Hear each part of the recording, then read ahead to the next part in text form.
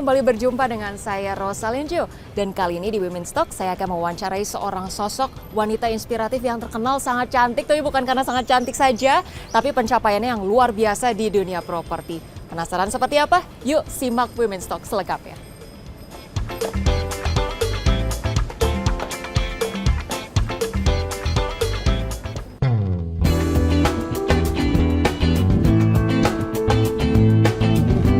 Bisnis properti saat ini telah menjadi salah satu ide bisnis yang menguntungkan karena memiliki daya tarik yang cukup besar. Bahkan seiring bertambahnya jumlah penduduk serta harga tanah yang cenderung naik setiap tahun, membuat permintaan properti otomatis akan semakin meningkat.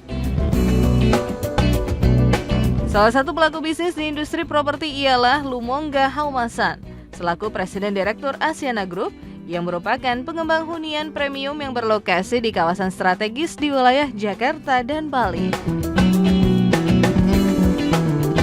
Lantas, bagaimana sejauh ini potensi bisnis hunian premium di Indonesia? Simak perbincangannya bersama dengan Presiden Direktur Asiana Group, Lumongga Haumasan, hanya di Women's Talk.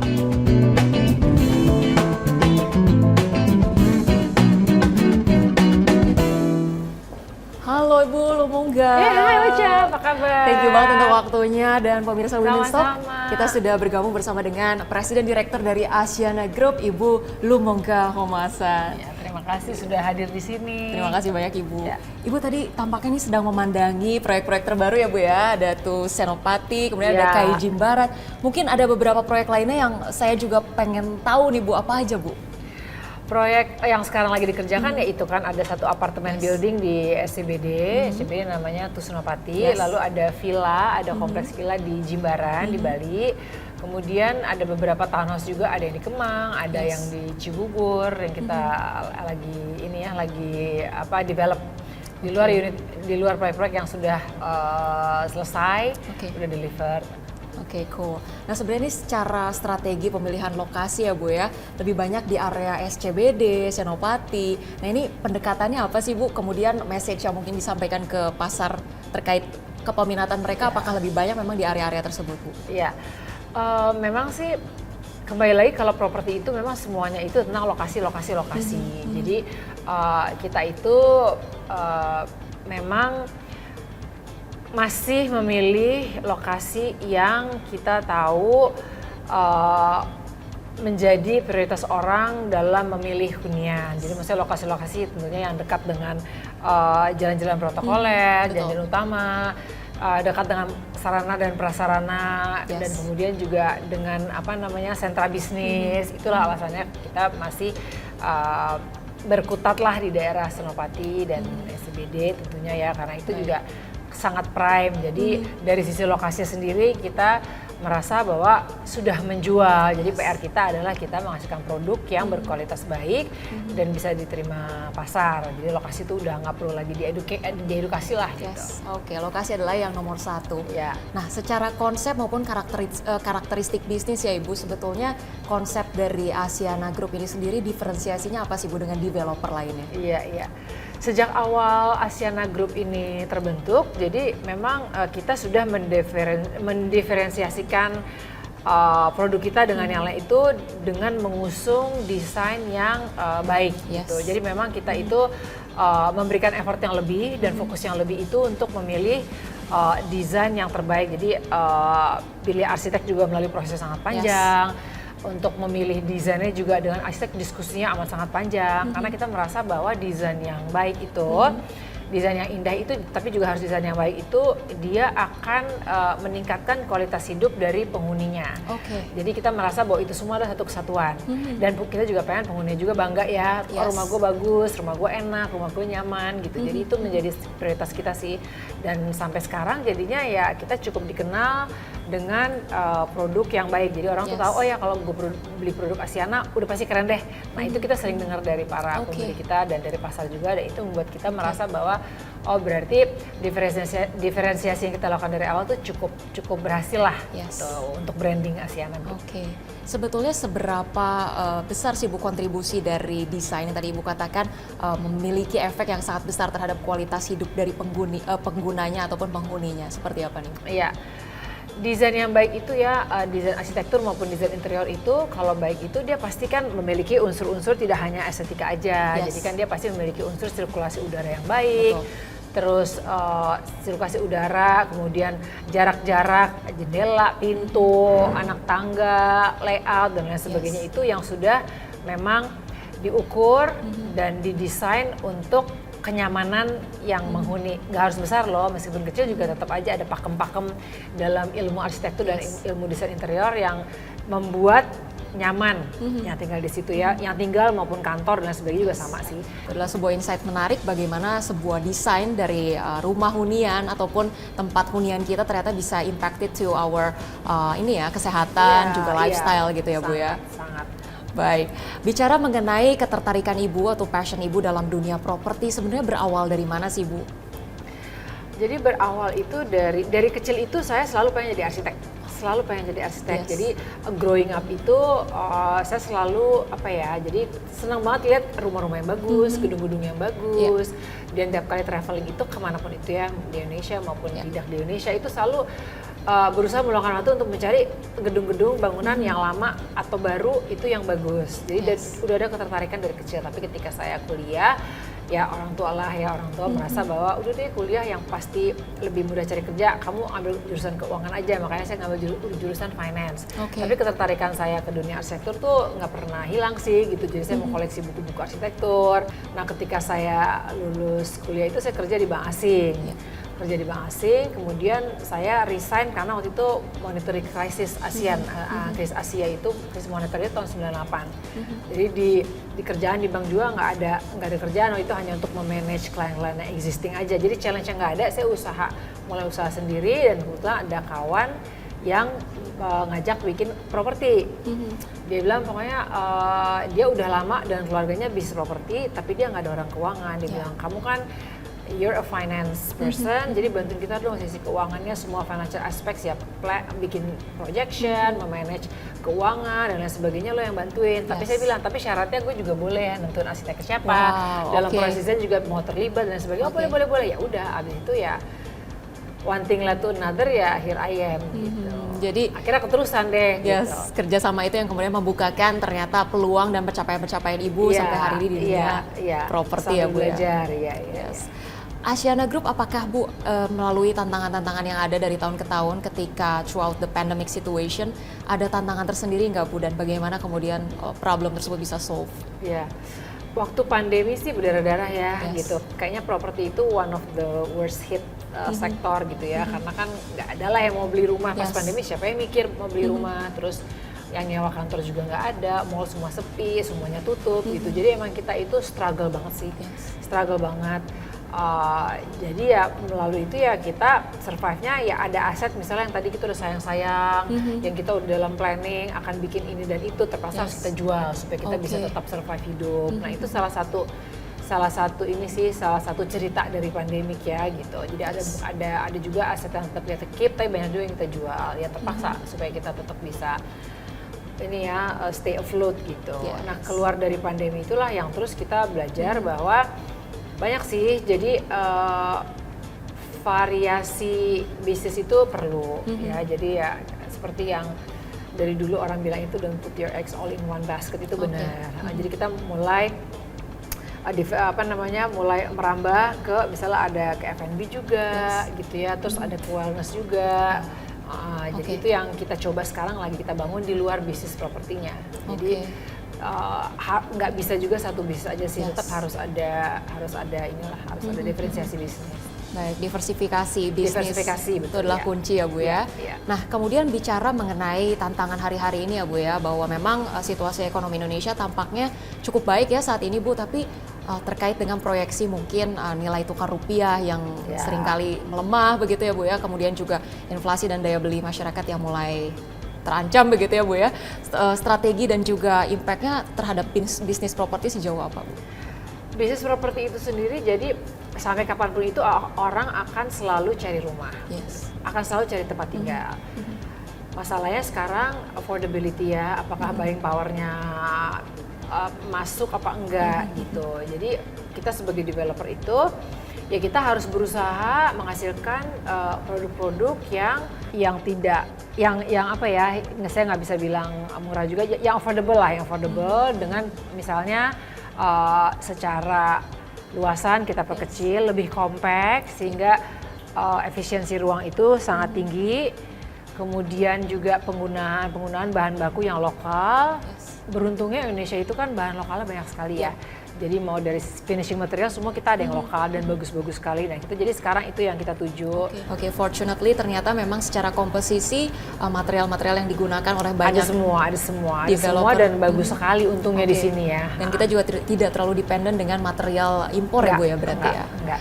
Oke, menarik sekali. Saya ingin banyak sekali eksplor mengenai proyek-proyek yang sedang dikembangkan oleh Asiana Group. Kita mungkin ngobrol-ngobrol lebih lanjut, boleh Bu? Boleh dengan senang hati. Kita ngobrol di dalam ya Bu.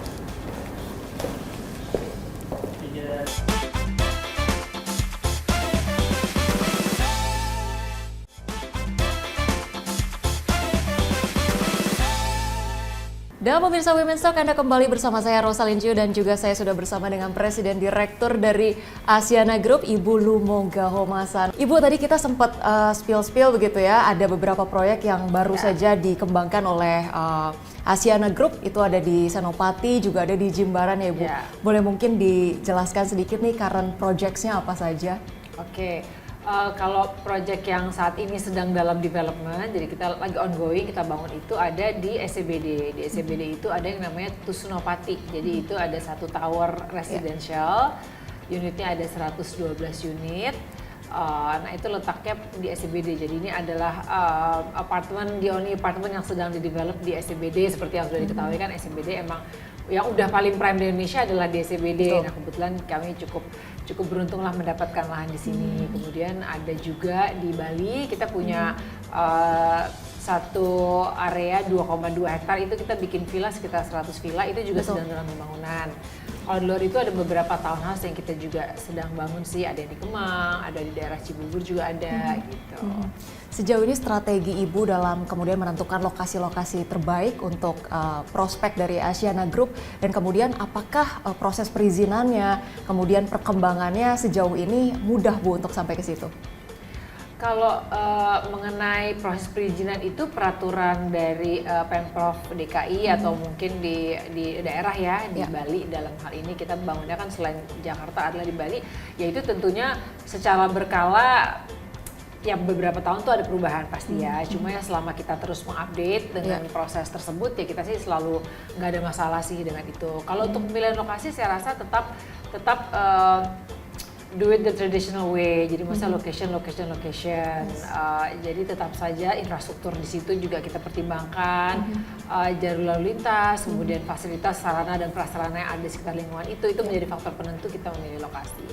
Betul, sebetulnya Bu bicara mengenai proyek-proyek yang dikembangkan oleh Asiana Group ini sendiri kan bermacam-macam ya Bu, ada yang berbasis high-rise building, ada yang landside, tapi kemudian filosofi atau konsep mendasar yang dikembangkan oleh Asiana Group ini seperti apa Bu? Konsep mendasar itu kita selalu menempatkan diri kita sebagai customer. Jadi kalau kita bangun apapun itu ya, mau mixed use atau purely residential atau landed, atau vertikal atau kantor dan lain sebagainya, kita selalu menempatkan diri kita, kalau kita menjadi customer, kita mau nggak tinggal di situ, kita mau nggak bekerja di situ, kita mau nggak sewa di situ. Nah itu yang kemudian menjadi faktor menjadi faktor menentu kita dalam menentukan desainnya seperti apa, sirkulasi udara seperti apa, secara secara logistik dan lain sebagainya itu harus enak lah gitu. Baik. Berarti sejauh ini untuk lokasi sendiri di Jakarta dan di Bali ya Bu? Jakarta dan di Bali. Ada itu juga satu lagi, kita itu pribadi, jadi kita merasa bahwa pada saat ini ya di tahap kita sekarang ini kita memilih lokasi yang dimana kita itu paham betul karakter target market kita. Dan juga semua strength dan weaknesses daripada lokasi yang kita garap tersebut. Nah kebetulan karena memang saya berdomisili di Jakarta, kalau Bali juga kebetulan juga saya hafal betul daerahnya, jadi kedua daerah itu yang kita saat ini masih ngubek-ngubek lah istilahnya gitu. Asiana Group ini kan sejak tahun 2002 ya Bu? Dari tahun 2005 sih. 2005 ya, baik. Dari tahun 2005 hingga hari ini gitu ya, begitu banyak awards dan juga pencapaian yang dicapai baik dari Asiana Group maupun Ibu gitu ya. secara target pasar begitu Bu, apakah ada perubahan-perubahan yang signifikan Bu ketika berproses di awal tahun 2005 hingga hari ini di 2024 Bu? Kalau target pasarnya sendiri, pada dasarnya semua orang itu pasti butuh papannya itu kan kebutuhan primer. Cuma mungkin karakter, gaya hidup, buying power itu yang tentunya berubah dari tempo ke tempo. Ketersediaan lahan juga berpengaruh sangat ya. Jadi kalau dulu ketika saya mulai itu trennya itu masih townhouse karena tanah itu masih relatif lumayan banyak lah, masih bisa dibeli lah. Tapi tapi kebutuhan ruangnya udah mulai kecil-kecil kalau dulu. Jadi makanya banyak landed townhouse dengan kebutuhan ruang yang lebih kecil tapi lebih compact dan lain sebagainya. Kemudian seiring dengan berjalannya waktu ya lahan juga makin sedikit dan makin mahal tentunya. Jadi mulailah orang melirik pasar bangunan-bangunan vertikal. Kan vertikal, jadi mulailah banyak apartemen gitu. Nah kemudian coming out of the pandemic itu lain lagi karena banyak disruptor, gaya hidup yang mobile, akhirnya menjadi pilihan, kantor juga yang menetap menjadi nggak mutlak lagi, kebiasaan orang di rumah, kebiasaan orang bekerja, berjumpa dengan sanak saudara juga berubah. Nah itu juga membuat kita jadi akhirnya produknya juga disesuaikan dengan gaya hidup gitu. Jadi pasti mengikuti zaman sih mau nggak mau. Yang mengikuti zaman dan kemudian survive dan growing dengan sangat maksimal ya hingga hari ini ya Bu. Iya dengan jatuh bangun sih pastinya kan banyak kerikil-kerikilnya juga banyak sekali ya. Tapi all in all oke lah, maksudnya kita masih mengalami growth. Baik. Salah satu awards yang pernah diraih oleh Asiana Group ini adalah The Best Boutique Developer di tahun 2016 ya Bu. Iya. Boleh mungkin diceritakan sebenarnya konsep boutique developer ini seperti apa Bu? Boutique development itu sendiri sebenarnya sih mungkin development yang amat sangat design oriented gitu. Jadi secara desain itu memang kita lebih mengeksplor. Jadi secara bangunan itu secara desain gitu dia tampilannya itu juga keren gitu ya, tapi secara tata ruangannya juga tentunya harus berjalan lurus dengannya gitu. Terus begitu fasilitas-fasilitas yang dimiliki juga yang memang betul-betul mengikuti gaya hidup. Seperti misalnya ada ruang spa misalnya, ada lot of communal space here and there ada. Kemudian juga dari sisi gymnya juga state of the art, bukan gym yang lebih biasa lah. Jadi alat-alatnya juga disesuaikan dengan sekarang tren olahraga itu seperti apa. Jadi lebih individualized, lebih customized. Boutique development sih sepemahaman saya demikian gitu. Lebih personalized. Jadi nggak mes gitu. Nggak mes yang ada satu tipe unit lebih banyak jumlahnya, bukan begitu gitu. Jadi lebih sedikit dari jumlahnya karena masing-masing unit punya kelebihan masing-masing misalnya gitu. Ya. Ada hal-hal yang ingin saya tertarik sekali untuk explore terkait dengan bagaimana tantangan dan juga strategi marketing dari Asiana Group. Tapi akan kita bahas lebih lanjut usai jeda berikut ini. Tetaplah bersama kami di Women's Talk.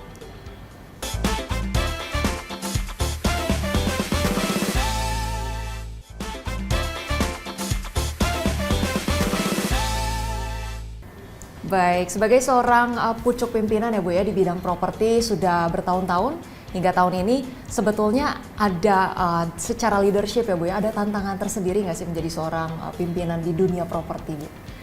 Oke, kalau soal challenges-nya sih mungkin lebih saya alami ketika saya baru mulai. Karena ketika itu kan tahun 2000-an, itu awal tahun 2000 ya, tahun 2005 itu tentunya perempuan yang berkiprah di dunia real estate atau dunia properti itu nggak banyak. Belum sebanyak sekarang lah, meskipun sekarang juga nggak banyak, tapi dulu lebih jarang lagi. Gitu, jadi mungkin ada keraguan dari orang atau calon customer atau calon kontraktor, kira-kira apakah kita bisa menuntaskan proyek ini dengan baik, kayak dia ngerti aja cara bangun gimana, misalnya kayak gitu. Itu adalah hal-hal yang saya cukup sering dengar di awal-awal itu gitu. Nah itu tantangannya mungkin ya nggak bisa diapa-apain, kita hanya buktikan saja setelah satu proyek, dua proyek dan seterusnya, akhirnya kita bisa menyelesaikan dengan baik. Ya tantangan itu ya tentunya hilang dengan sendirinya. Kalau sekarang ini lebih ke tantangan bagaimana menghasilkan produk yang sesuai dengan gaya hidup younger market, dimana sekarang tentunya ya milenial muda dan Gen Z, dimana lifestyle mereka itu kan cukup cepat berubahnya, gitu ya. Tren juga berubah dengan cepat, selera juga berubah dengan cepat, apalagi dengan gempuran digital media, sosmed dan segala macam. Jadi itu kita yang harus nggak boleh ketinggalan gitu.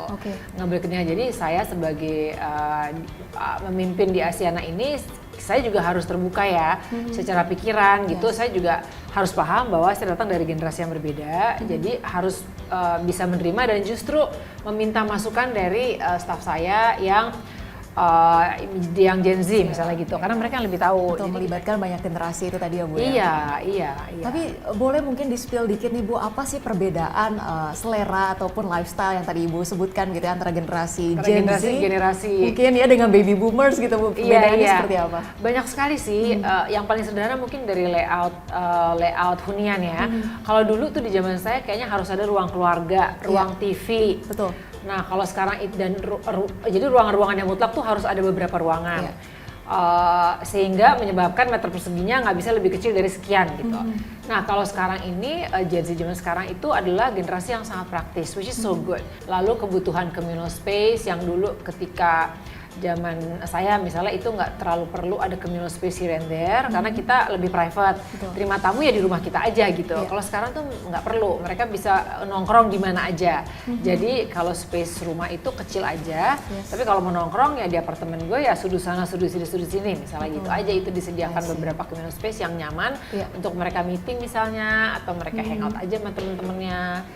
Seperti begitu sih. Nah itu menurut saya cukup signifikan. Jadi kalau misalnya kita sebagai developer tidak cukup peka, kita ketinggalan zaman. Jadi untuk Gen Z gitu yang cari rumah, aduh nggak menarik layoutnya, gue nggak perlu juga sebesar ini, gue perlunya begini. Jadi kita tidak bisa menghasilkan produk yang sesuai dengan ini ya kebutuhan mereka. Itulah jadi zaman sekarang mungkin nggak hanya menjadi developer dari bisnis apapun juga saya rasa harus cukup peka dan open minded terhadap tren yang baru. Baik, saya percaya selain sebagai seorang pucuk pimpinan yang hebat, juga Ibu adalah seorang ibu yang hebat ya dari anak-anak Ibu begitu. Semoga. Baik. Sebagai seorang ibu dan juga sebagai seorang wanita karir begitu ya Bu, bagaimana nih menyesuaikan work-life balance ketika seorang anak mungkin memiliki orang tua yang cukup influential, memiliki power yang hebat dan juga branding yang luar biasa begitu ya Bu ya. Ada perbedaan nggak Bu? Perbedaan sih mungkin nggak ada ya, maksudnya saya yakin semua ibu, semua orang tua itu pasti berkeinginan yang sama, tentunya bersungguh-sungguh dalam mendidik anak mereka dengan cara masing-masing. Cuma karena saya kebetulan ada dunia lain yaitu dunia bekerja misalnya, jadi dari dulu sih menerapkannya agak klise, tapi ya quality over quantity itu selalu akhirnya menjadi kunci.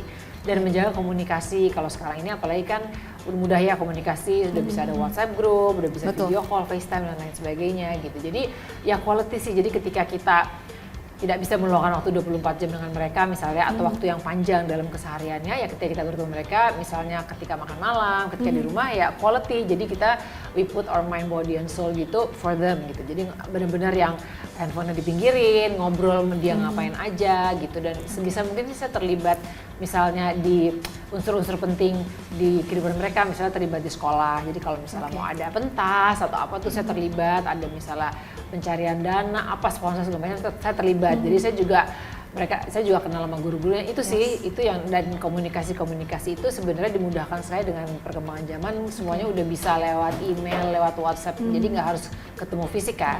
Ya. Quality over quantity. Quality over quantity itu it works sih gitu. Luar biasa.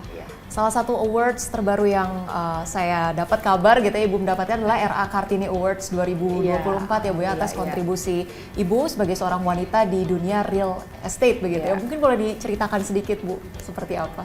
Penghargaan itu ya terima kasih kepada Yayasan Kartini terutama dan dewan juri yang sudah memilih saya. Saya sih amat sangat tersanjung tentunya ya, dan semoga award ini bisa memberikan mungkin dari pengalaman yang saya lalui ini bisa memberikan semangat lah gitu untuk para perempuan, bahwa apapun itu dunia yang dipilih, selama melakukannya dengan sungguh-sungguh itu pasti bisa berhasil.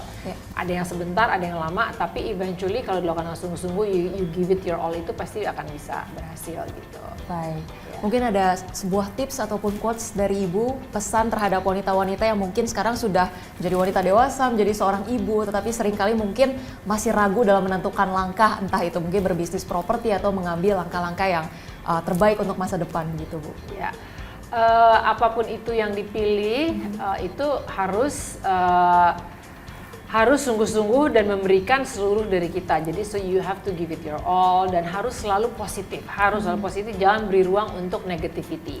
Jadi kalau kita positif itu kan pasti memberikan harapan ya. Jadi apapun kerikil yang dilalui atau problem-problem yang sambil jalan itu dilalui seberat apapun stormnya, kalau kita yakin bahwa gue pasti nyampe di tujuan gue, itu memberikan harapan, itu kan kayak bensin ya.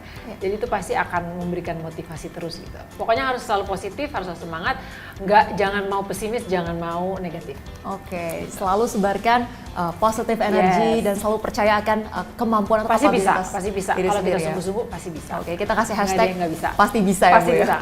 Baik, terima kasih banyak Ibu Lumongga Homasan Iya, atas sama-sama. bincang-bincangnya dalam Women's Talk. Kita tentunya berharap perbincangan kali ini bisa menjadi inspirasi yang menarik untuk pemirsa Women's Talk, dan jangan lupa untuk saksikan terus Women's Talk hanya di IDX Channel. Bye.